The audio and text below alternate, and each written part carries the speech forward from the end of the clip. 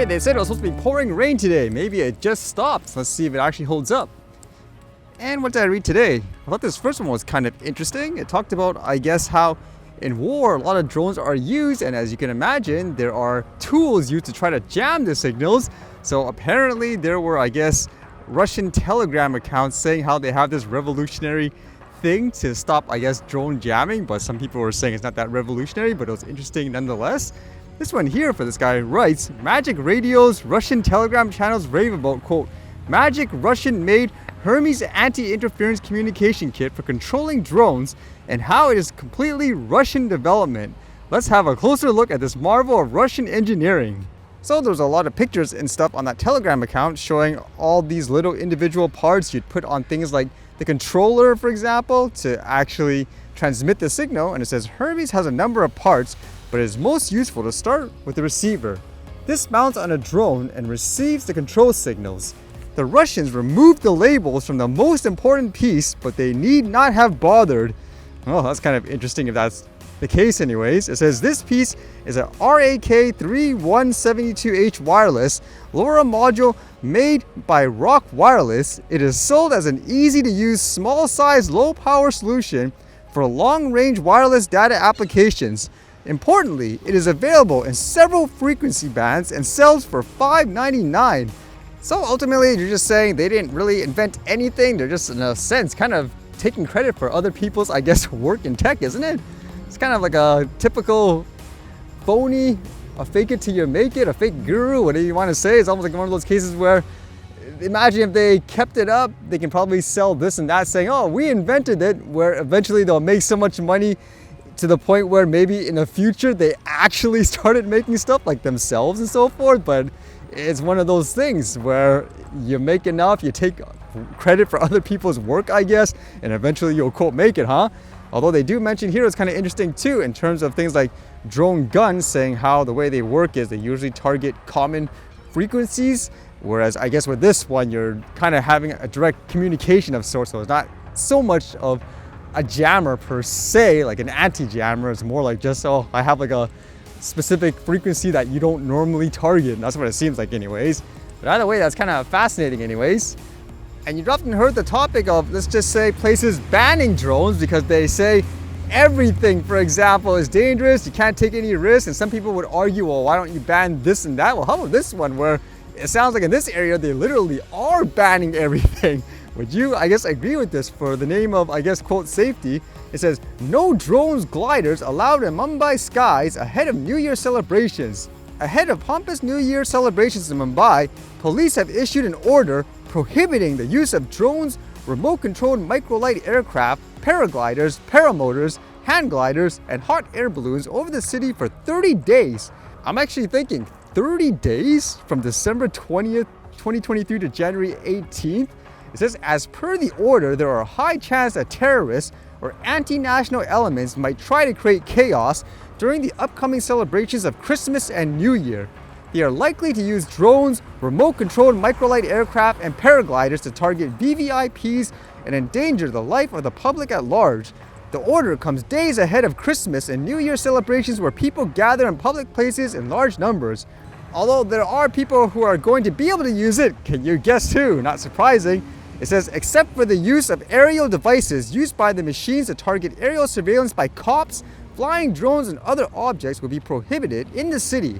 Other than this, aerial objects can be used in the city under specific permissions in writing by the Deputy Commissioners of Police. So would you agree with this? Would you think it's in the name of safety per se, or do you think that's overboard? Pretty much banning, quote, everything per se. Because with that topic of law and whether or not it's overboard in various circumstances, it made me think of this story I read today where it was kind of interesting, as apparently there was a country music star called Luke Combs, and one of his fans decided to sell, I guess, merchandise for a few bucks that has his likeness and so forth on it. And apparently whoever's in charge of the legal department to go after people for copyright infringement and stuff like that, they decided, I guess, to sue the lady for $250,000. Like, wow, to put her in such, I guess, grief and so forth. And apparently he just, I guess, took notice of this based on the news, and then afterwards he apologized and wanted to for example, compensate her for it? Which makes you think of that notion of, is it overboard in certain cases? Or would you say, no, you have to do it regardless of who it is? And as mentioned, when he became aware of it, he quickly tried to correct the situation, saying, for example, he does have a legal team, obviously, to take care of these issues, but they're supposed to only go after companies, for example, not little people like this doing things in such small quantities. And he posted this video, as you can see. I woke up at 5 a.m. to use the restroom, and the first thing I saw was this. A woman that's being sued by me for $250,000. I spent the last 2 hours trying to make this right, trying to figure out what's going on, because I was completely and utterly unaware of this. And so we do have a company that goes after folks, only supposedly large corporations operating internationally that make millions and millions of dollars, making counterfeit t-shirts, things of that nature, running illegal businesses. And apparently this woman, Nicole, has somehow gotten wrapped into that. And that makes me absolutely sick to my stomach. So I was able to get Nicole's phone number. I spoke to her this morning. She told me that, you know, she was absolutely shocked by this. I'm so apologetic. Talking to her, it makes me sick. Honestly, that this would happen, especially at the holidays. I can't imagine being in her shoes. She told me there's $5,500 locked up in her Amazon account. I'm going to double that, send her $11,000 today, just so she doesn't have anything to worry about. She was never supposed to be involved in anything like this. No fan should ever have to be involved in anything like this. Would you think in these cases there should be no and, if, or buts? It doesn't matter who you are per se. If you do the crime in these ways, you should be punished to the maximum, I guess, punishment of the law. It doesn't matter who you are, an individual, a large corporation, how little or how much you did, or would you say, no, that's crazy?